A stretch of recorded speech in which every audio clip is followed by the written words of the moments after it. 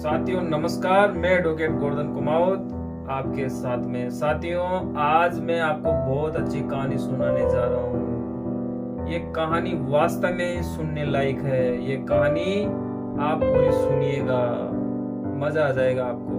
बहुत अच्छी कहानी है। तो साथियों, मैं सुनाता हूँ आपको कहानी।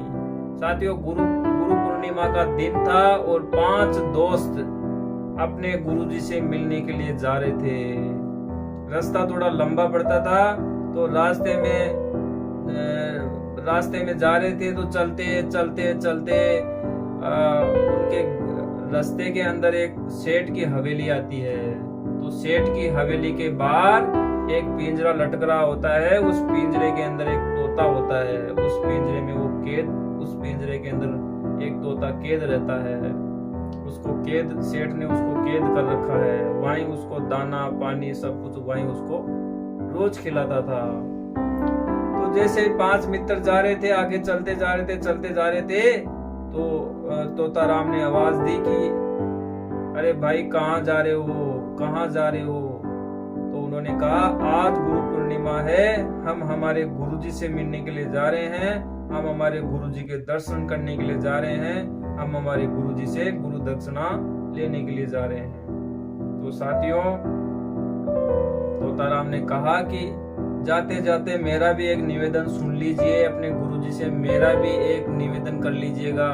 बोला तोताराम, वो क्या निवेदन है? बोला वो निवेदन ये है कि अपने गुरुजी से ये पूछना कि मैं इस पिंजरे में कब तक बंद रहूंगा।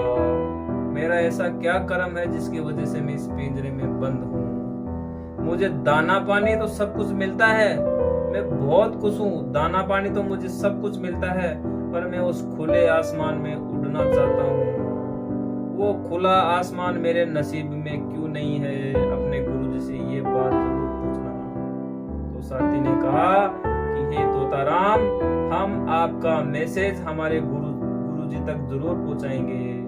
तो साथियों, वो 5 मित्री मंडल अपने रास्ते पे चल पड़ते हैं और चलते चलते अपने गुरुजी के पास पहुंच जाते हैं। जैसे ही अपने गुरुजी के पास पहुंचते हैं तो 2 प्रणाम करते हैं। काफी बातें चीतें होती है, काफी उपदेश होते हैं। गुरुजी अपने शिष्यों को उपदेश देते हैं, सारी बातें हो जाती है। लास्ट के अंदर फिर उनका आने का समय होता है। तो एक मित्र पूछते हैं कि यार मित्रों, अपन तो एक बात तो भूल ही गए। उस तोताराम ने अपने को कोई बात कही थी, वो बात अपने गुरुजी को नहीं बताई। वो अभी चलते हैं तो वो भी पूछेगा कि मेरे सवाल का जवाब आप अपने गुरुजी से लेके आए कि नहीं आए। तो साथियों, जैसे ही गुरुजी से निवेदन किया कि हे गुरुजी, हमें एक ऐसे तोताराम मिले, वो सेठ की हवेली में बाहर पिंजरे के अंदर बंद है। उन्होंने पूछा कि तोताराम ने पूछा कि अपने गुरुजी के पास जा रहे हो तो उन्हें ये निवेदन कर लेना कि मैं भी इस पिंजरे से कब मुक्त होऊंगा। तो गुरुजी ने ये कहा कि हे शिष्यों, कि आप उन्हें जाके ये संदेश दे देना। तो जैसे ही गुरुजी को ये क्वेश्चन किया कि वो पिंजरे से कब बाहर निकलेगा, ऐसे ही पूछते ही गुरुजी अपने ध्यान मगन में होते हुए पीछे की तरफ धड़ाम से गिर जाते हैं। एकदम से गिर जाते हैं धड़ाम से। तो शिष्य देखते, अरे यार ये क्या हुआ गुरुजी को, ये क्या हो गया? इतना देखते ही गुरुजी कुछ समय के लिए धड़ाम से पड़े रहते हैं। अपनी जैसे उनको नींद आ गई हो लंबी, जैसे अंतर ध्यान हो गए हो और बहुत बड़ी निंद्रा में चले गए हो, अपनी श्वास रोक ली हो, जैसे मृत हो गए हो, इस तरीके से गिर गए। तो थोड़ी देर के बाद में फिर वो अपनी अवस्था में आते हैं। तो गुरुजी ने कहा कि मेरा आदेश यही है, यही मैसेज आप तोताराम को जाके दे देना।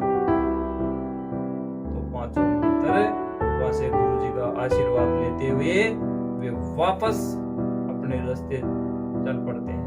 वो रास्ते के अंदर वही हवेली और वही तोताराम मिलते हैं।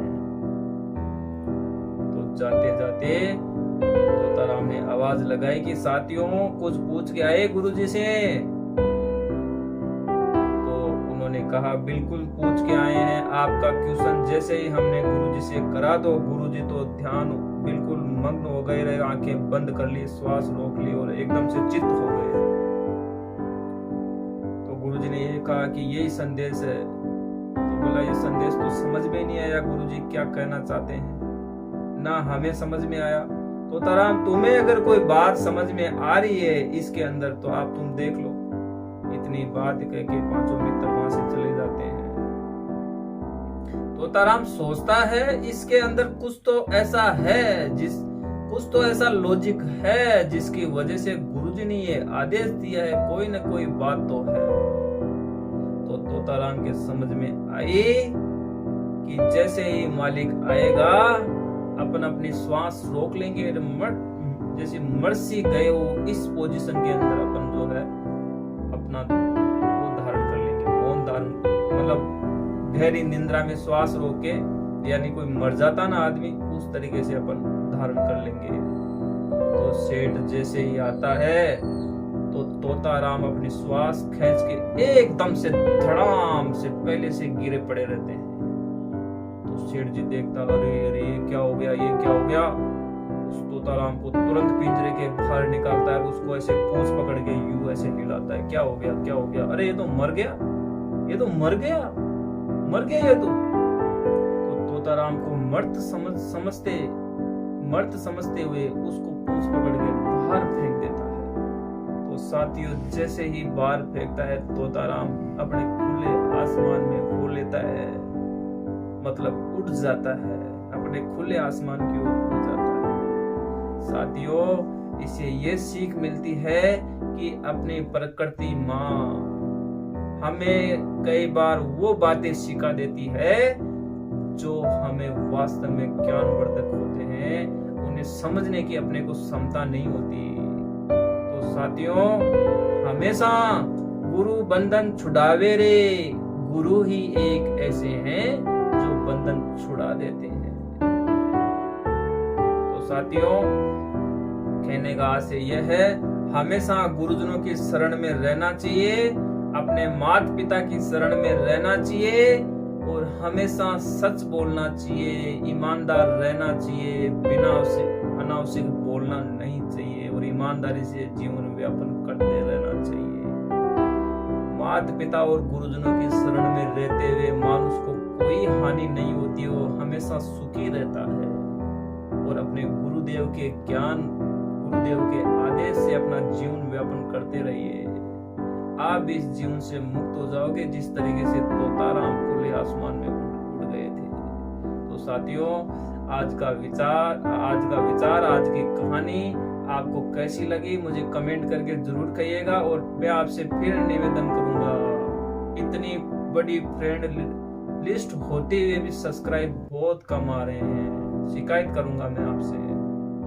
मुझे कम से कम 2000 तो चाहिए, इतनी बड़ी लिस्ट है। तो निवेदन यही है कि मैं आपके लिए अच्छी चीज लाने की कोशिश करता हूँ। तो प्लीज चैनल को सब्सक्राइब कीजिए, अभी कीजिए, भूलिए मत। फिर अगले टाइम आपके साथ में एक नई कहानी, एक नए विचार के साथ मैं एडवोकेट गोवर्धन कुमावत आपसे फिर मिलूंगा मेरे साथियों। जब तक के लिए नमस्कार।